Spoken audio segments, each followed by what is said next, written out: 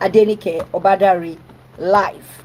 And today we're starting the masterclass on early childhood education as a job or as a business, from classroom to cash flow. Early childhood education is either your job or your business. You have to pick one. You have to pick one. You are either doing one or you are doing both. Some people are teachers. They are school owners. They are in the job in the business of early childhood education. They are also professionals in early childhood education. So you get what I mean when I say it's either your job or your business. And you can be both. You can actually be both. So today we are going to be dealing with about 3 to 4 topics under this masterclass. And then we are starting from what is early childhood education as a career? What is it as a career? What does it mean to you to have early childhood education as a career? It means you work with young children from birth to about 5 or 10 years in a school, in a daycare, or in a home setting. Some people go to children in the home setting to teach them at home. Now, you help them learn. You help them adjust their emotions. You help them to understand the world, to play and to grow. It is in early childhood education that we introduce children to the world. Because at their age, they don't even have a clear understanding of what the world is.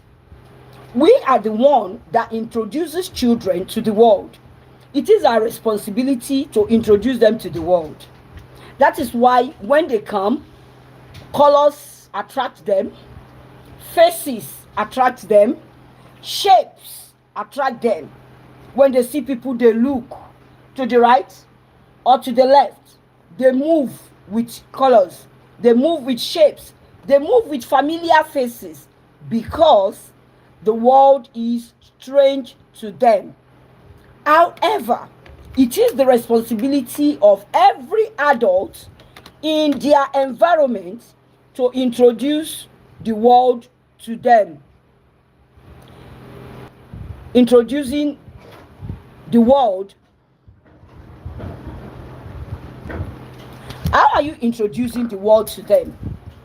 For you to introduce something to somebody, you must understand what that thing is. Now, you help them through teaching them in the kindergarten, teaching them in the Sunday school class. But with younger children, care comes with this help.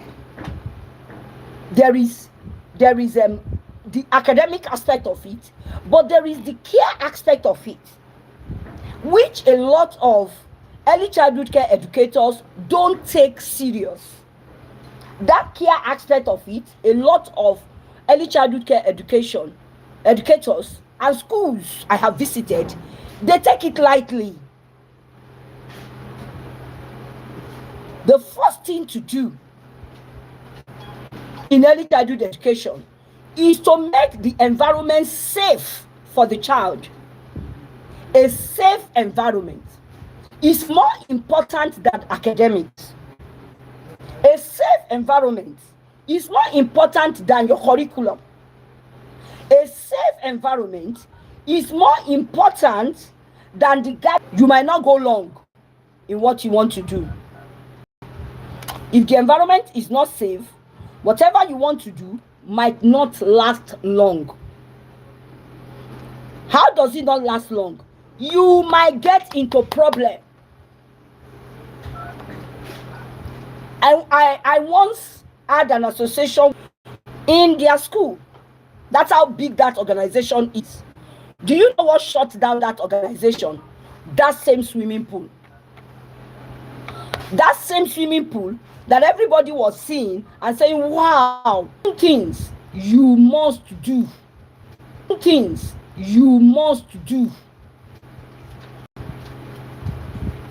There is what we call education. There is what we call quality. There is what we call quality education.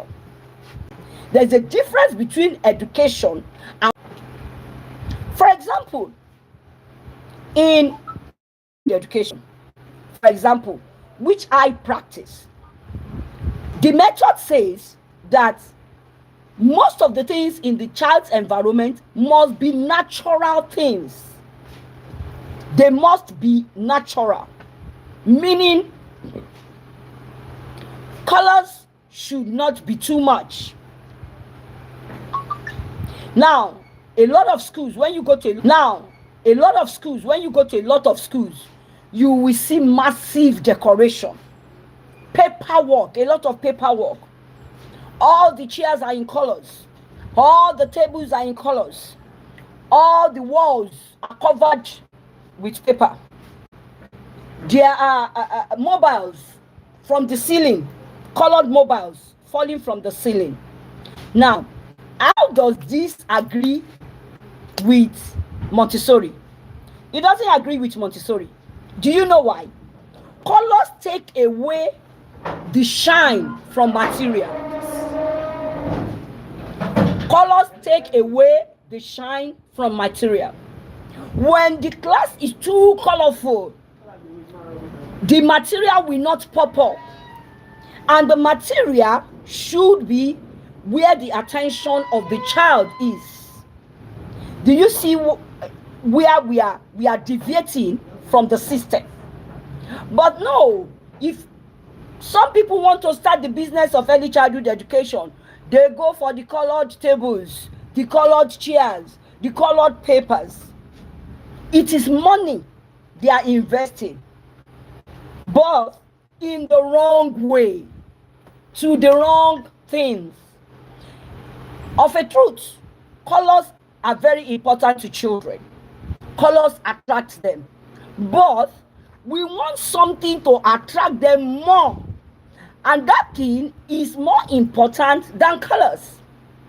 That is number one, the teaching aids in the environment of the child. What are the teaching aids in the environment of the child? The environment, number one, the environment. The environment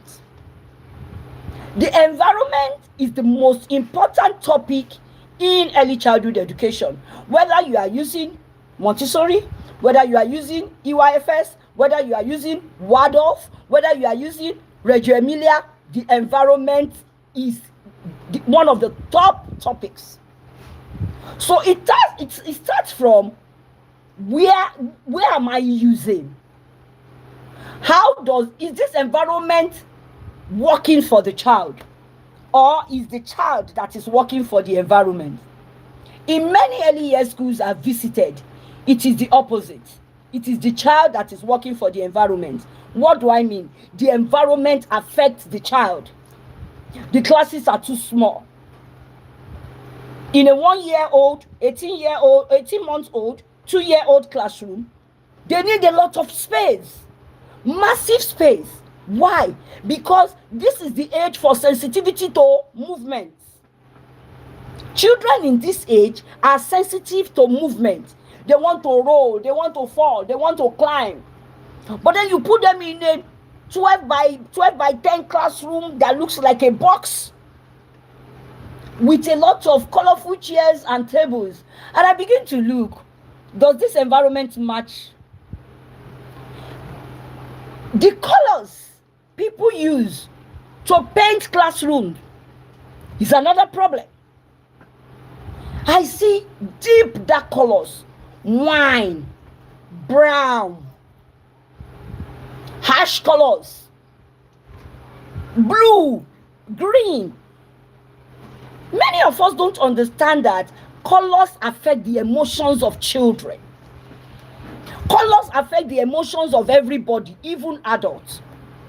That is why anytime you watch videos of pictures of foreign-based people, abroad people, you see that most of the time they paint their houses in white, because white is plain, white is purity, white is calming. So the reason why you see some children, they don't settle down in school for a month, for 3 weeks, for a month, sometimes are the colors in your classrooms. The environment is too colorful. It affects their sensory and emotional health. And then the children start crying. And you see teachers say, I don't know what is wrong with her. The wahala is too much. She's just crying. I've given her everything. Even the teachers is emotionally drained. The environment.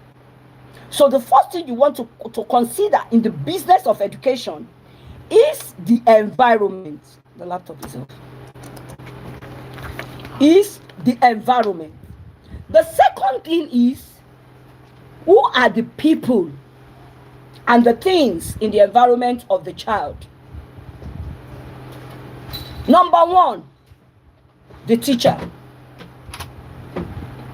The environment is actually the second teacher of the child. The second teacher of the child. The first teacher of the child are the parents, because it starts from them. That is why I used to tell people that every child has a previous experience, even if that child is 24 hours old. Even if that child is 24 hours in age, that child has a previous experience. That child has seen the mother. That child has probably seen the father. That child has probably seen grandma. That child has seen some nurses. That child was born in an environment. So there is no child that is coming to your school and you say the child has no previous experience. Even if a 3 weeks old baby is coming to your school, that child has a previous experience. Who are the people in the environment of the child? The teacher, the cleaner, the teacher, the cleaner, the security man. These are all people in the environment of the child. Are these people fit? Are these people, are they fit for that environment? I've seen support staffs, cleaners that beat children in school. The child pulled and she took the child to the washing area, because the washing area is at the back of the building because of the odor and everything. And the mother of this child has reported severally that she notices marks on her child's back and bare buttocks. So when that child pulled and the class teacher asks the class assistant to take the child out and clean her, I decided to follow up with her, going through another route. I didn't follow her immediately. Like, she passed the left and I passed the right, but we are going to end up in the same area. And by the time I was coming from the other direction, she did not even notice me. And I met her spanking that child severally on her buttocks. She was even saying it. Don't poo-poo on yourself. Don't poo-poo on yourself. Now, how do you ask a 2-year-old not to poo-poo on herself? She's not even potty trained. She's not even potty trained. The child is not potty trained. So you see, orientation and information is one of the important things that people in the environment of the child must have. In today's schools, we even have school owners and school leaders who have no orientation. They have zero orientation about childcare. Zero orientation. But they have money or they have a building and they feel, oh, Ejekashe school. That's how it goes in Nigeria.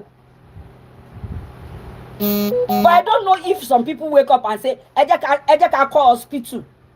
Let's start hospital. Let's start a law chamber. Let's start a mechanic workshop. Ordinary mechanic workshop. You can't even start a mechanic workshop if you have not learned mechanic. Because by the time you spoil 1-2 cars, nobody will come to your shop again. But the most important machine that God created in the world, which is human, people start schools to teach them and mishandle them and destroy their childhood and traumatize them and end up destroying so many things. Let me tell you, if you teach a child wrongly for a session, one academic session, 2025 to 2026 academic session, that child might not recover from that mistake in the next 10 years. The reason why a lot of adults today have bad handwriting is the foundational introduction of those humans by a teacher to handwriting. Nobody introduced them formally to handwriting. That's why a graduate can write. Somebody that has masters can write, and you'll be asking, what did you write? I can't see your writing. Do you know that writing is part of the ways to know if somebody is intelligent? Intelligence is part of handwriting. So handwriting is a very, very crucial aspect of early childhood development. But do we even do it? So, what jobs areas can we have in early childhood education? You can be a teacher assistant. A lot of people overlook the aspect of teacher assistant.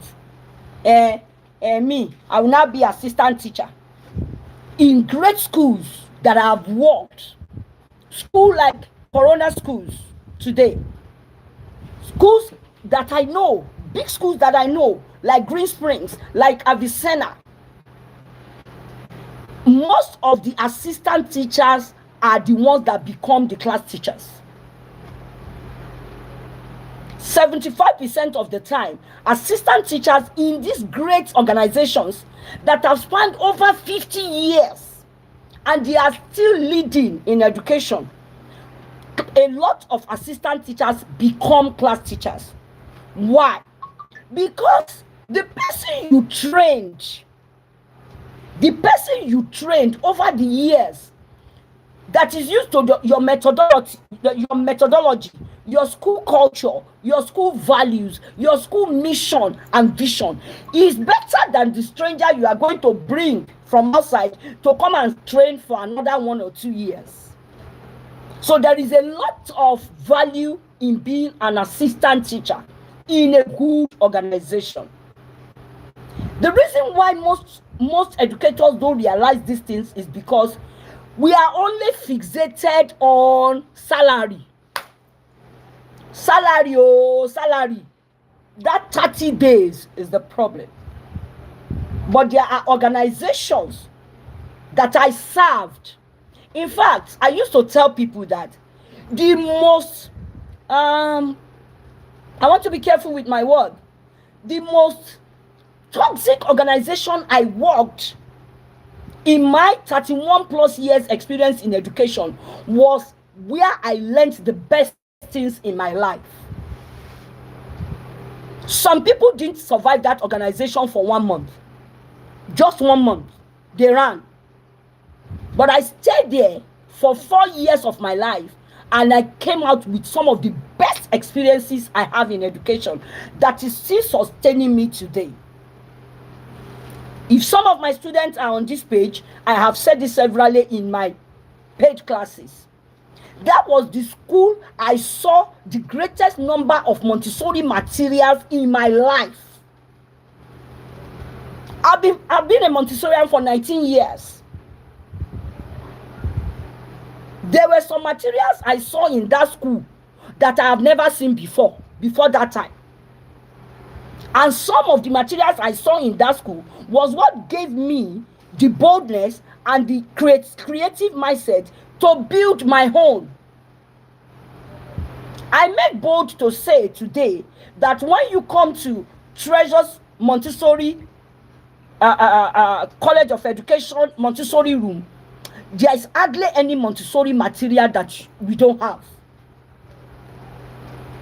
At least we have 95%. Let me humbly say we have 95% of Montessori materials. Where did I get it from? From that toxic school. From that school where I have no closing time. I have no closing time. Some days I close by 4. Some days I can close by 6:30. Some days I have closed by 9 o'clock in the night before. But God took me through some of those routes because he knows where he's bringing me to. But a lot of us, we cannot have the patience.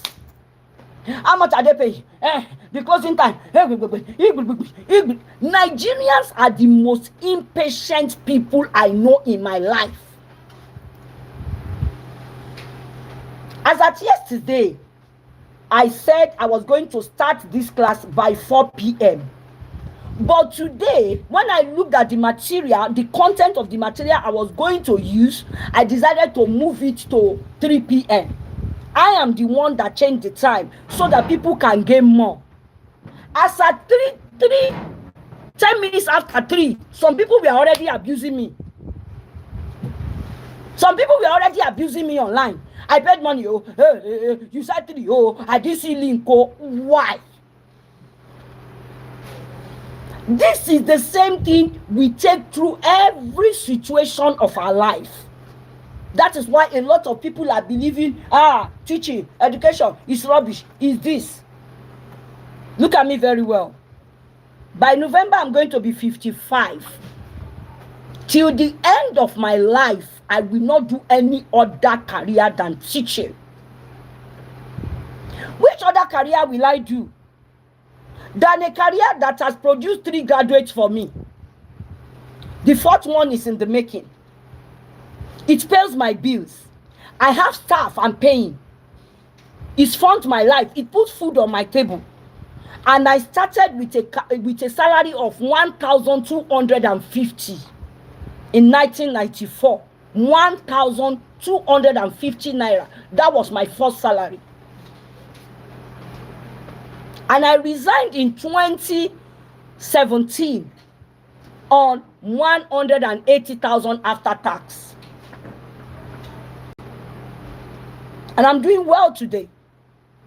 There is a lot in teaching. Teaching is the best career in the world. It's the best career. But the problem is, how are you doing it? And that's what we are going to be dealing with in these 3 days. How are you doing your own teaching? Where are you doing it? What do you know? What do you need to know more? You can't be doing anyhowness and believe you will make it in that career. No, you can't be doing it anyhow. If you are not producing value, if people are not getting value, you will soon close shop. Forget about all these paparazzi people are doing. There is a right way to do it. There is a right way, method. And that you'll be getting results. I used to tell school owners, your greatest adverts are the children in your school. Not those ones you are going to give flyer that they will throw away. The children and parents of your school are your greatest adverts. If you have 20 children in your school, there is every possibility that those 20 children are going into 20 homes, 20 different compounds, 20 different families, 20 different churches, 20 different family members. They are going to see your product during Children's Day in church. They are going to see your product during a family party. They are going to see your product in school. And people are going to ask, which school is this child going? And he's 3. He can speak confidently like this. Please tell me the name of this school. That's your greatest advert. So it doesn't end where you do paparazzi on television or on social media, and then you give them a flyer and handout. It has gone beyond flyer and handout. Let me give you an example. I was supposed to start Treasures Montessori Inclusive School by January this year. But I needed to be in Abuja because one of my clients needed me seriously at that time. And of course, it's money I need to fund the business I want to start. So I decided to pause some things, and then I also went for our documentations at the ministry, and there were things they asked me to do. So because of this, I decided, let me pause and start at the beginning of the new session. Some parents have already registered. We have not started the school. You can visit us. We have not started, but I already have parents that have started, that have registered. I have not even employed teachers. As I'm talking to you, I've not employed to our environment. By the time I saw her around February, and I asked her, which of the schools did you, because I could see from her WhatsApp status that she has registered that child in a school. This child was 18 months then. And I said, which of the schools did you register? She mentioned, you see the whole 4. It was only one. And this was how she put it in Yoruba. Because she's also a teacher. She knows what she was looking for. Meaning of is, it is only one that wants to look like it. And that was where we placed him. Waiting for you to start. Waiting for you to start. Those were our words. I'm sure she's online listening to me. Why? Because of value. Education has gone away from beautiful building, compound. They write Montessori outside. Are you giving value? Parents, at least I had parents telling themselves, all of them, we write Montessori outside. Hey, they will just write it outside. They are not doing any Montessori. Montessori kaka. They know. Now, what is the age group of parents in this dispensation that we are dealing with? If you are doing early childhood education, you are dealing with children 18 months to 10 years. The age group of the parents you are going to be dealing with are between 22 to 40 or 45 years. Maximum 40. Now, these are the generation we are calling this Gen Z. They are the one we are calling this Gen Z. They are like this on social media. They are like this on Instagram. They are like this on Facebook. They are like this on TikTok. So you can't even lie to them. They are not a generation you can lie to. Some of them have information about Montessori more than you. They are very intentional. The first place they run to when they want to look for a school or a crèche or anything for their child is social media. Bam. And every one of us are on social media. Mr. Obadare is on social media. So many people like Mrs. Obadare are also on social media. Who know it and will always only do it right. So you see that you are facing a stiffer competition. And it starts from who is your lead teacher, your head teacher. Who is your lead teacher? We have picked a lead teacher at Treasures Montessori. We picked a lead teacher. Our passion is at 6 months. 6 months. Who is your lead teacher? Your lead teacher must have information on her fingertips. Your lead teacher is not somebody that we need to go and look for a book to remember the developmental milestone. Or if anybody comes here today, office today, I will tell you the developmental milestone of children 18 months to 10 years without looking at anything. I'll be telling you. If anybody brings a child here that has any neurodivergent issue, I will tell you the specific neurodivergent issue that is wrong with that child without any evaluation, because a lot of neurodivergent issues has looks. They have looks, they have behavior, they have mannerisms, they have characteristics. So why am I saying this? I have come to see that a lot of us educators, we are for the grams, the trends, the paparazzi. We are not reading enough. We don't have enough information. Imagine you going to the hospital. You have an ailment.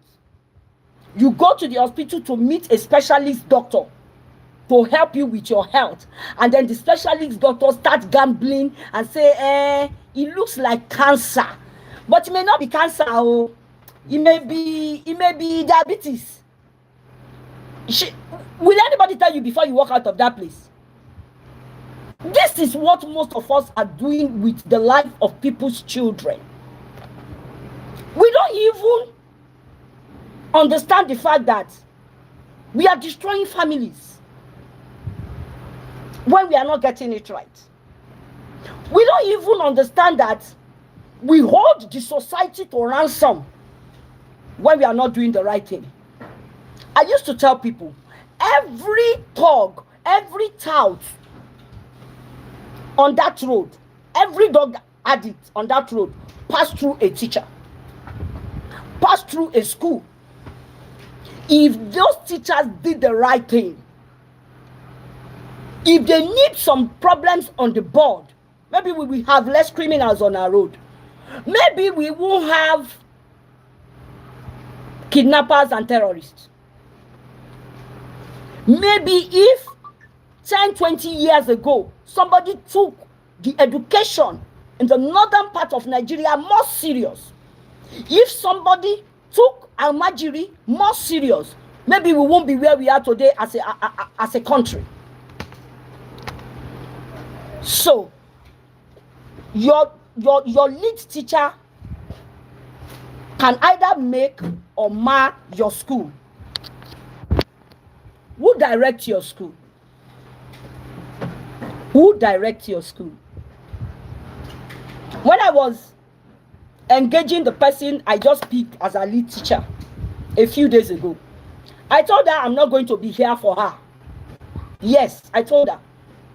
I have trained you. I told her I have trained you. I've poured a lot of myself in you, and I expect you to deliver. I'm not going to be here for you to be running to my office. I'm not going to be here to save you, because I have a lot on my hands. I may be in this office, but I might not be in this school. I will not intervene. That is why we are going to put a lot of structures in place.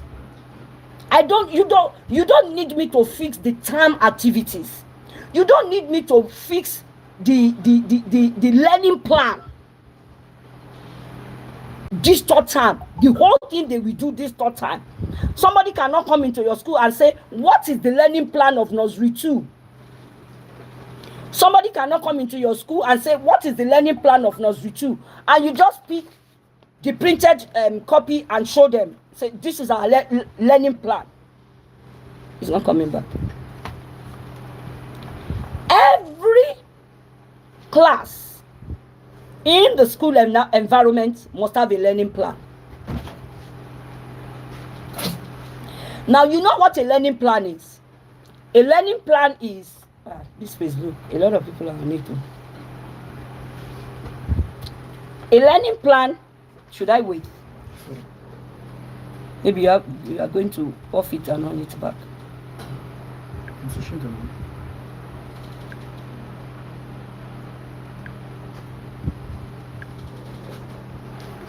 It's not packaged. Okay.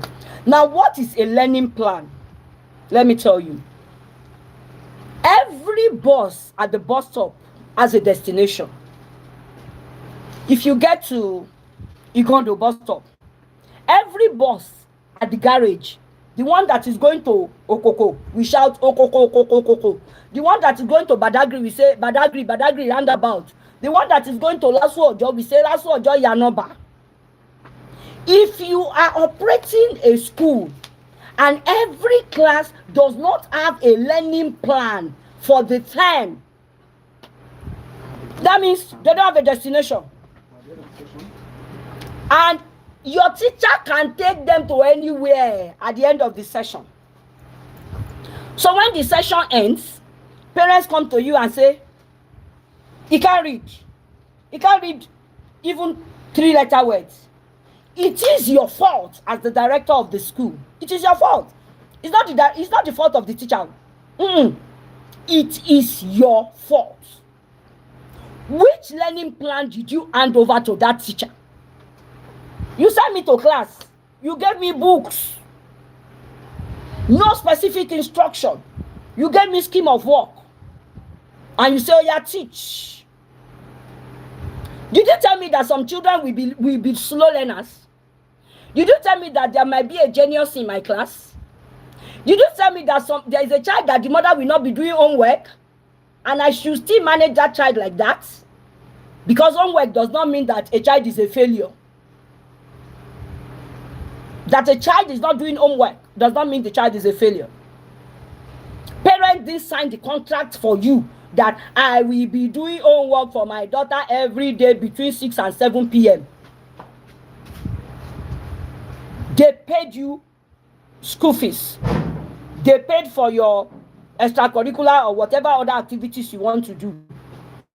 They have told you, teach my child the right thing. What is the definition of the right thing? What definition of the right thing did you give to that parent that can make her follow up with you, that can make her call you by 5th week and say, Mrs. Thomas, this is 5th week. I have not seen my daughter learning about the Red Riding Hood story. This thing is doing the same thing. I have not seen my daughter saying anything about the Red Riding Hood book you people mentioned in the curriculum or in the learning journey. How is he doing like this now? Is there no data? Why don't you do data on my own again?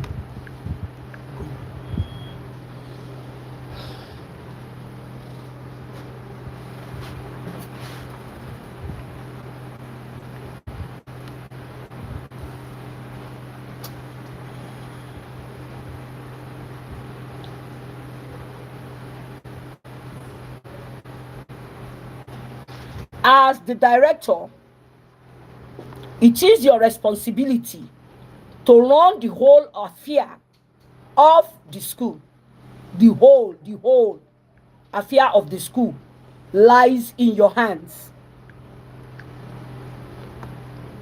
It is your responsibility to hire staff and hire the right one. It is your responsibility to deal with licenses, budgeting, miscellaneous. It is your responsibility. If you don't get it right,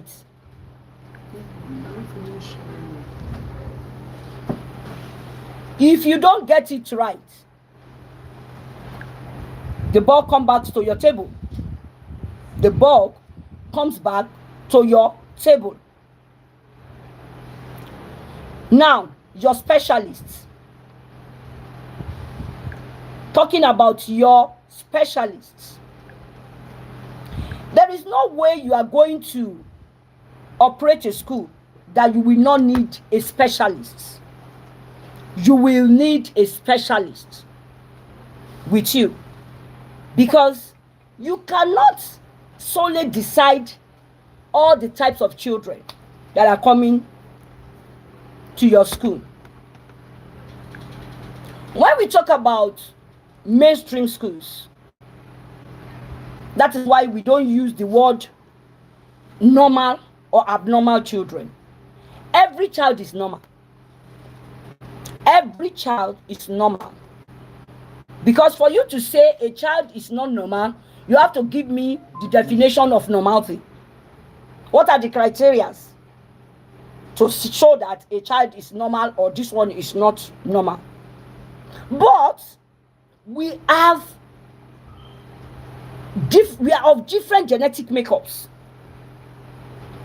we come from different environments, which typically affects the way we respond to information. So even in mainstream schools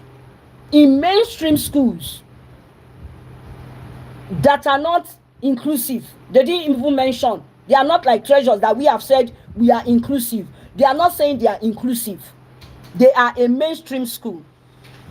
You find out that there are a lot of children there that have one area or the other that you need to deal with. So who is your specialist? Who is that person that understands that this child's speech is... So sorry, we are having a bit of network glitches. It's even affecting Facebook more. That's why we've been waiting,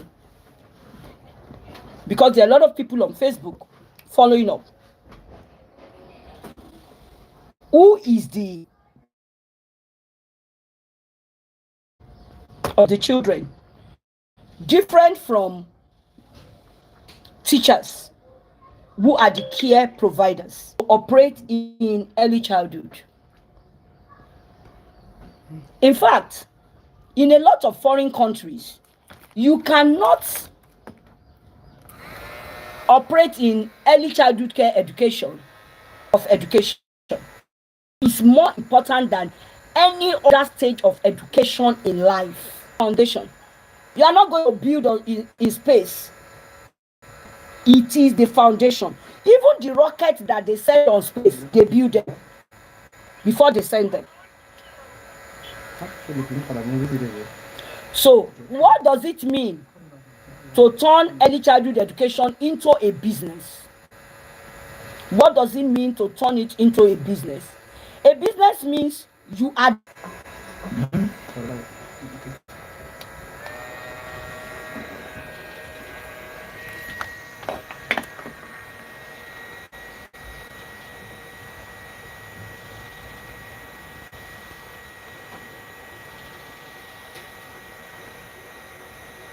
Is it on now? Now, what was I saying? Sorry about that. We've been having network glitches, especially from Facebook. Now, I don't know why. Now, I'm coming. How do you own a business you know little about? You know nothing or little about. That you have been a teacher in the nursery for 10 years does not qualify you to start an early childhood care education organization. Does not qualify you. That I have been working in education for 31 years does not qualify me to own an institution such as an early childhood care education school. What qualifies me is the number of certifications, training, knowledge, physical delivery I have had, curriculums that have gone through my hands. Maybe I built them or I've used them successfully in an organization. Result, testimonies of what I have done. That is what qualifies you to start an early childhood organization. Not that you have money. Not because your husband gave you 5 million and you don't know what to do with it. You say, so let's start a school. That's not what qualifies you. I am not saying you cannot do the business. But please, even when you have money to do the business, let those that knows about the business be in charge. As long as you get your financial returns, let those that know about the business be in charge of the business. You can't open an hospital and say because you are the one that built the hospital and bought the equipment, you will giving people injection. How many people will you kill? Or you will be doing operation for people?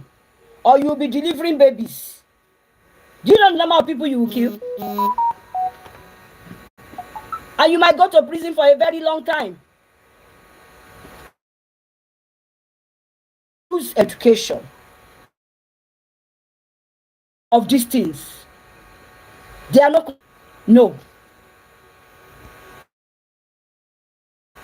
Understand the amount of damages we are doing when we do this. That you have spent 20 years in the classroom does not qualify you to own a school. Yes, I said so. Okay, you thought you've been in the school system for 20 years. In that 20 years, you were an assistant teacher in grade 1, primary 1. And then eventually you became a primary 1 teacher. And you spent like 12 years as a primary 1 teacher. Please, does it qualify you to produce children for common entrance? To teach children how to understand the initial letter sound and consonant stroke vowel blends in early years? Does it qualify you to work in the school clinic? Does it qualify you to go and face the Ministry of Education when they come for school approval? Does it qualify you to build the school organogram? Were you taught in all those areas just because you were the primary 1 teacher? So you see the reason why I told you that you spent 20 years in the classroom does not qualify you to own a school. No, it doesn't even qualify you to be the head of school of any organization. For you to head an organization, you must have spent quality years in leadership. How many curriculums have you gone through? Have you tried to build, to use, to test run, to adjust, to revise if it worked? How many special needs intervention cases have you been able to handle? How many individualized educational plans have you been able to build? How many therapy sessions can you carry out? Can you even handle emergency if a child goes into epilepsy in the school? Do you understand when a child is infected by measles, mumps, and rubella? Do you know the initial signs, apart from the cheek swelling? Do you know the initial signs of measles, mumps, and rubella when the infection becomes viral, because it's a viral infection? How many school reports can you write? How many end of session reports can you write? How many intervention plans have you done? How many therapy sessions can you carry out successfully? These are the things that make you. How many counseling, parents communication and counseling?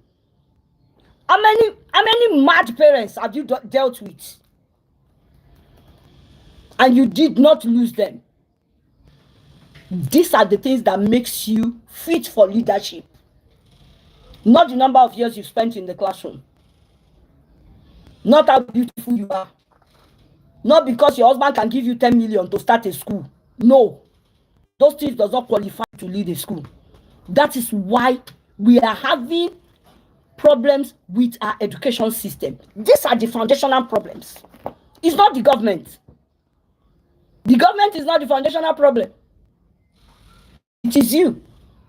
Even though the government have their part through the quality control office, if they are doing the right thing, a lot of schools will have been shut down.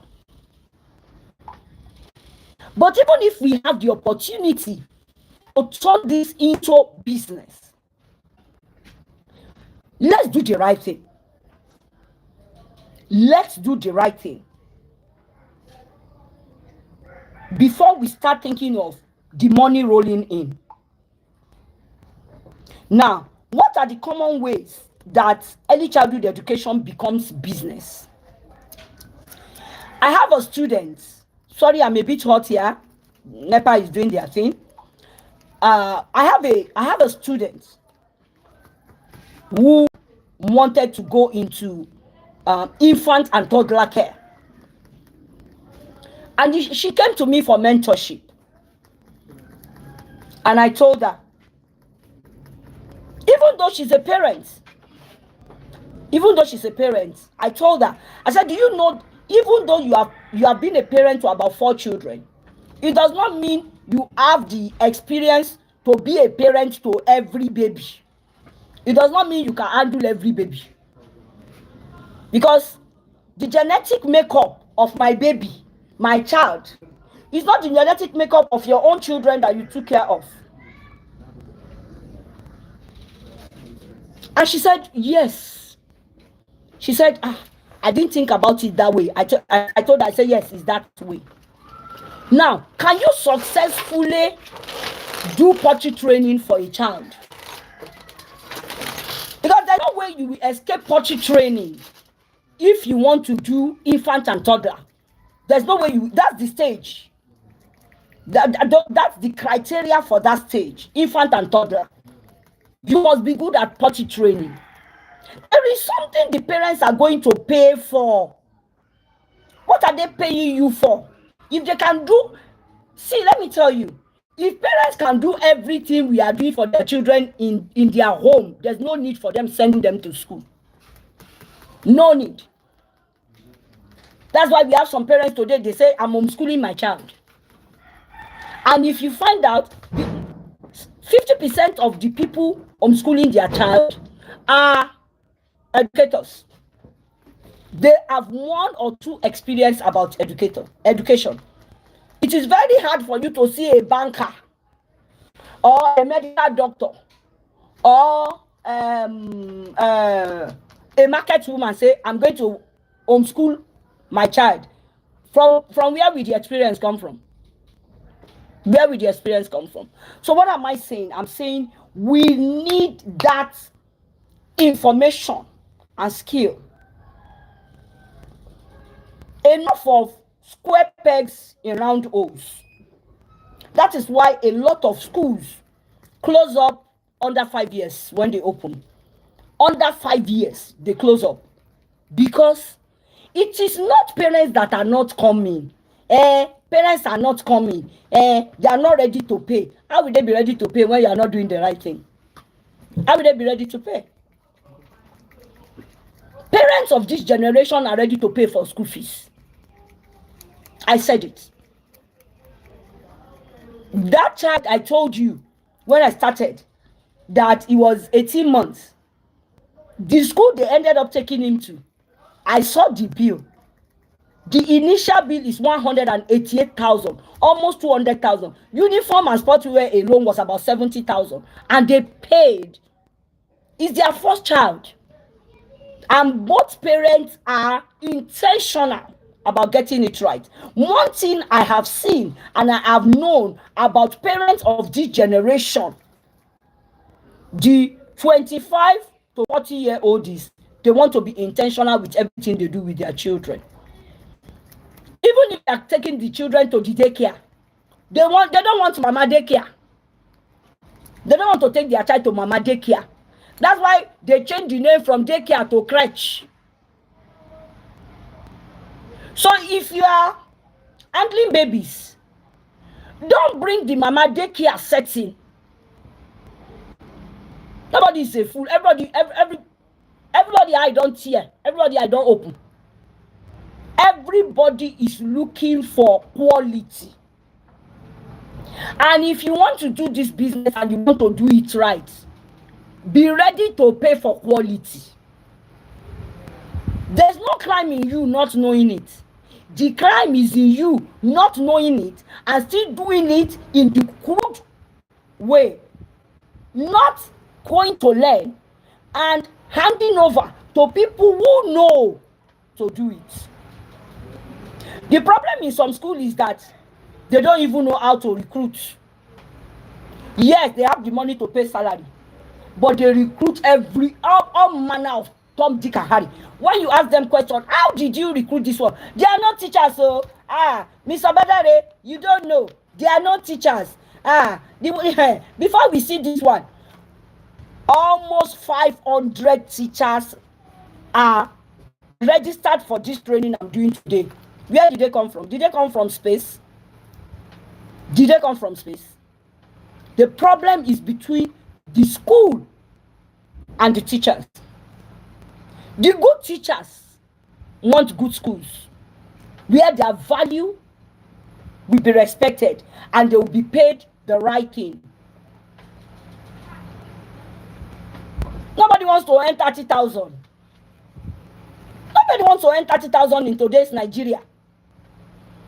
And as for you, teacher, it is always good to ask for, can you pay 150? I've seen somebody that just graduated. 180,000 is not money.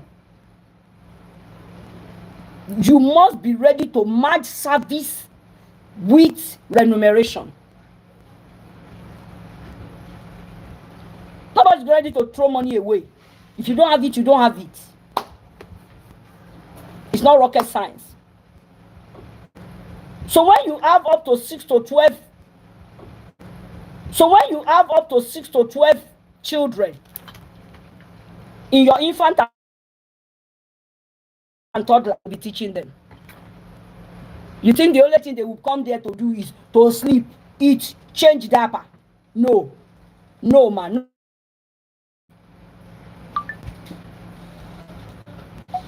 I have a 6-month-old who is my nephew around me. He plays in this Montessori room every time, and I've taken pictures with him. He's online. My picture with him is online.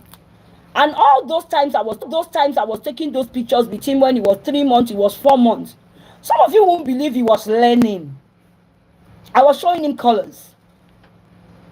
I was showing him manipulative skills. I was reading for him. I was telling him stories. I was singing for him. He was dancing. He was learning. So nobody wants the mama daycare system again. It's gone. So when you want to rent, even do that, and that's the lowest you can go. Infant toddler is the lowest. Facility. Location. Where is your location? Some locations are dream killers. New sites. A lot of people make mistake of saying, the place is new. There's no school in that area. You see that place where there is no school? That's where they will owe you. Because a lot of people, I'm talking to you as per the Nigerian setting. So please get my information very well. It may not be like that in other countries or in the other climes. What I'm telling you is the fact of the Nigerian setting. So listen to me. People who pack to new sites, some of them old rent before they run away to new sites. The reason why they decide to go and live inside bush is because they can't afford to pay for the flat of 1.5 million or 1.2 million somewhere in town. Some of them, when they pack to that place, they are still struggling to build up. Some of them, when they go to that place, they lose their jobs in the process. Maybe the wife is doing business. You will hear, you stay at home first and take care of the children. By the time we settle down around January, how do you expect people like that not to hold you? How do you expect people like that not to owe you? Because they are still struggling with their life.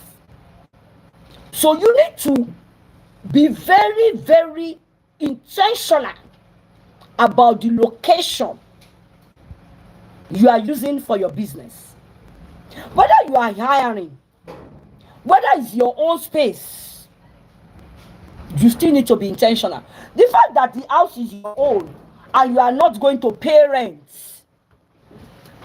does not mean it's going to be a good place for your business. I started Treasures in 2016. That was when I started officially. But we started gaining recognition as a brand from 2017.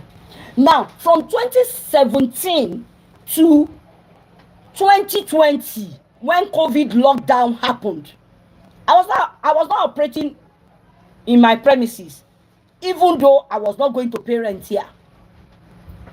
I was operating in a friend's school outside. And while operating there, I was building my brand. I was on Facebook, posting daily, WhatsApp, my status, TikTok, Instagram. By the time I came back to this place because of the lockdown, people have already known us on social media. A lot of people have already known us. So it was not a problem for them to decide to come. They were no longer doubting. They were no longer thinking, is she saying the truth? Is she going to teach us the right thing?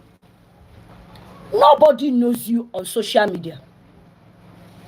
When people post, you don't comment, you don't like, you don't love.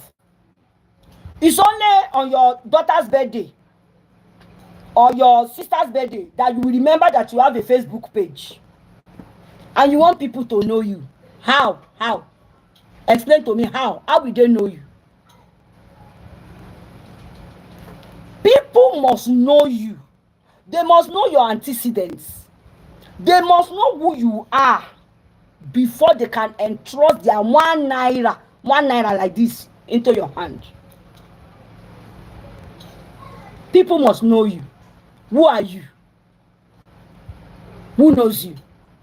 So it's not, I did SE at Janiki.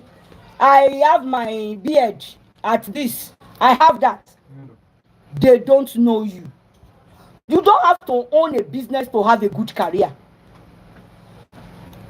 For those of you teachers, educators that believe that school owners are enjoying, I will start my own.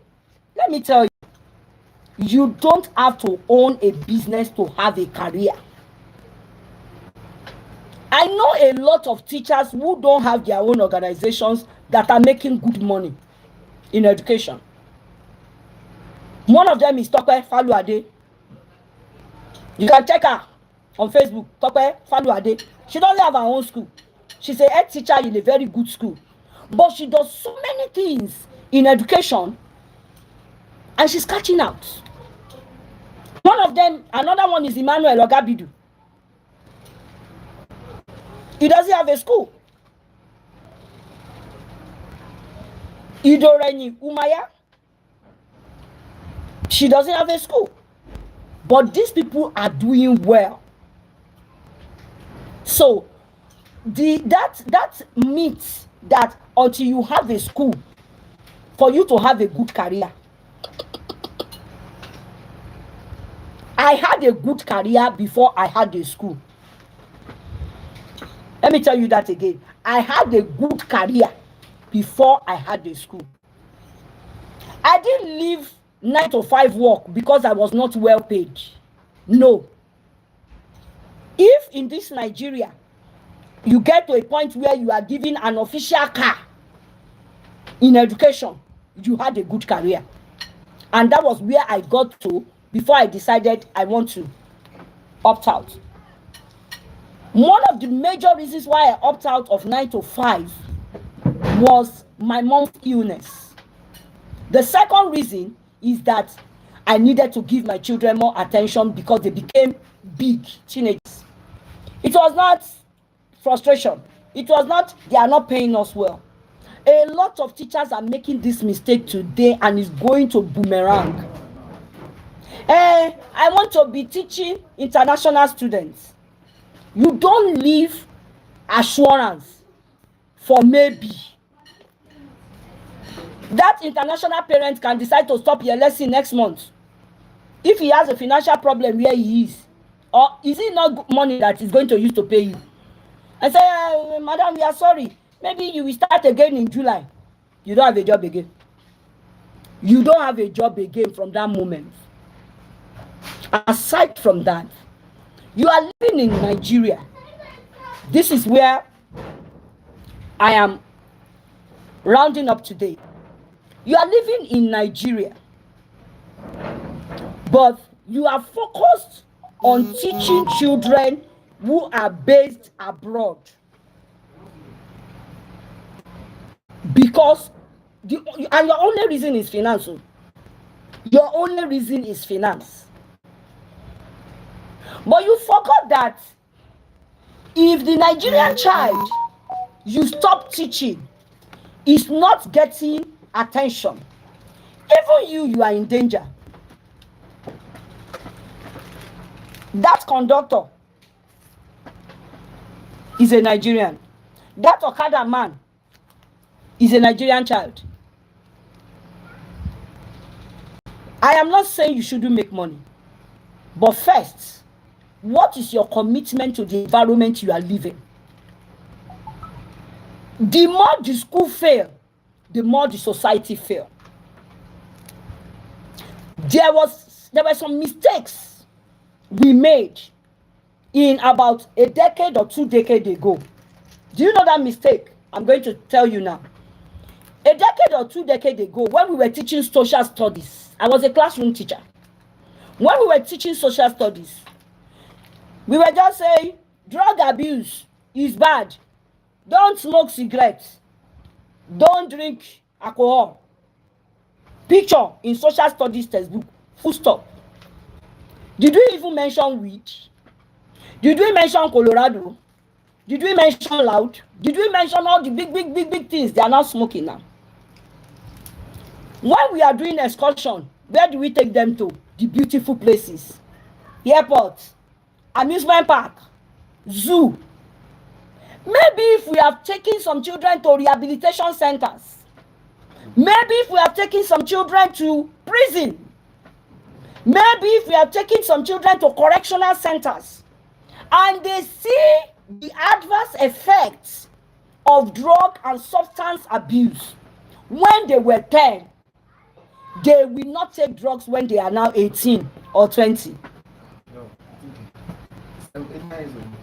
Now, the age of drug abuse and substance abuse has dropped to 9-year-old.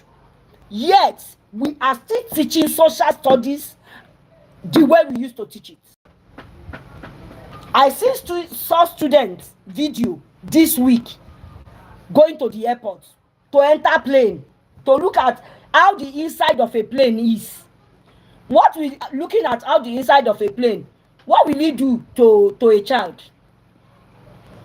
The first time I flew, I was 28 years. From age 1 to 28, did anybody beat me that I didn't know how a plane look? Did anybody even ask me, how does the inside of a plane look? I never saw that in an exam question. We have gotten to a stage where our educational system, methodology, and curriculum and activities must be in alignment with our societal problem. How many social problems is your curriculum addressing in your school? How many social problems is the curriculum of the school you hope to set up? How many social problems is it going to solve?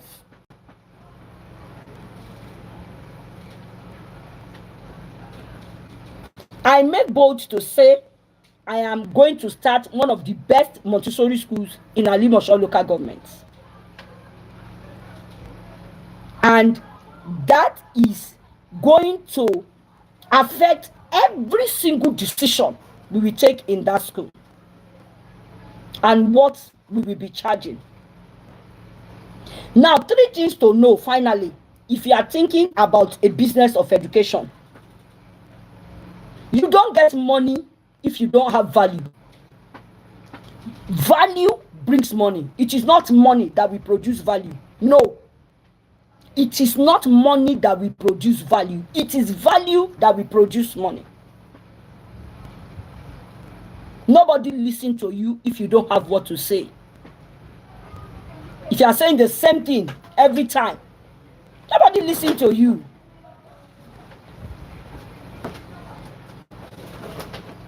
Everybody is struggling with their money, with getting money in Nigeria. Every single one of us are struggling. Even people that are based abroad are struggling to make the money. So when they want to pay it, they want to use it, they want to look very well. Who am I paying it to? Where am I sending my money? So you have to give them value for what they want to do. And when you don't have value, only monkeys will work for you when the only thing you can offer is bananas. Only monkey. If you pay peanuts, it's only monkeys that will work for you. Before you even talk about pay, the teachers know the environment they want. Is your environment worth their while?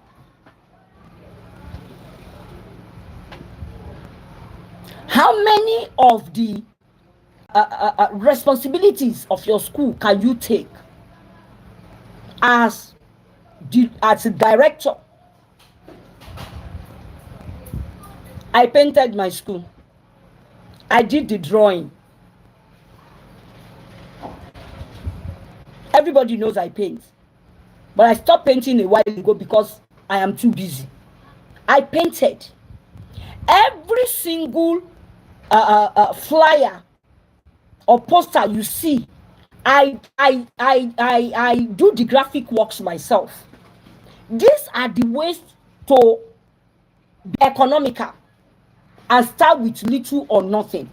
How many of these things can you do by yourself? Or have people that can do it for you without charging or at no fee?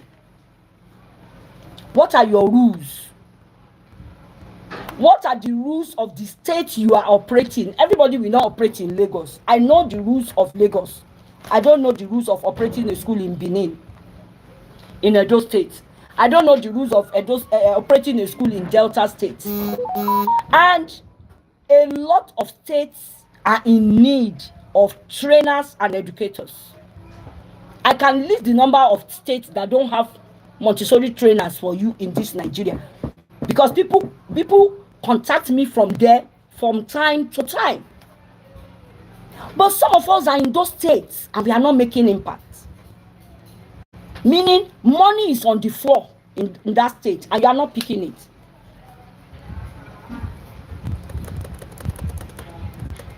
You need business skills. You need business skills. Where's the handout? The ANFAN.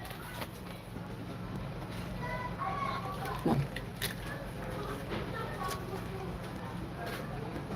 This is one of the business skill. This is one of the things I produce out of my business skill. This handout. ANFAN. People, a lot of us know, Nigerians don't keep flyers. Some people will not even read it. That is why I got to a point where I sat down and I said, how am I going to market this school in such a way that people will not forget about us in 2 years? Then we produce this. I went to the market, I bought the ANFAN myself. I was the one that designed this flyer, the graphic. I designed it myself. And I had somebody print it out.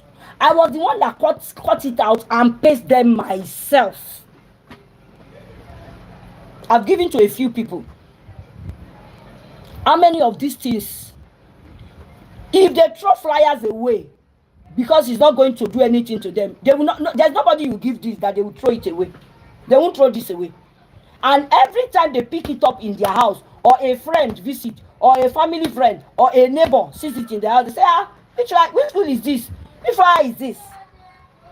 You must have business marketing skills. Not just how to take care of a child. That's why I said you can spend 20 years in the classroom and not fit to lead a school. In school business, there are 4 critical areas you must know about. Number 1, academics. Number 1. Number 2, human relations. Employment, the act of hiring and firing. As much as you are good to hire, you must also be good in the act of firing. Because the moment you leave that toxic staff, it will affect one bad apple, spoils the bunch. So you must know the act of hiring and firing. Number 3, the business aspect of a school. The business aspect of a school. Number 4, parents and communication. Parent counseling and communication. If you are not good in any of these 4 areas, your school cannot survive. I'm sorry to tell you, your school cannot survive. You are going to have a problem with the system. You are going to have a problem with the system. So, in rounding up today, what am I saying? I'm talking about your career. You must be able to have a career before you have a business in education. Most of the people who have a business before having a career in education fail. I like to repeat that. Most of the people who have a business before having a career in education fail. But when you have a career, then you have a business, the knowledge you pick from your career will help your business to succeed. Good evening. Tomorrow I'm going to start around this time too, and I hope we will spend more time. This live streams is up on YouTube, is also up on Facebook, so you're not missing anything out. And on the WhatsApp pages we have, the regular page and the regular page, you can stream this, you can watch this, the link is there. On the paid group, the materials for this training will be sent to people on the paid group. The handouts of this training will be sent to people on the paid group.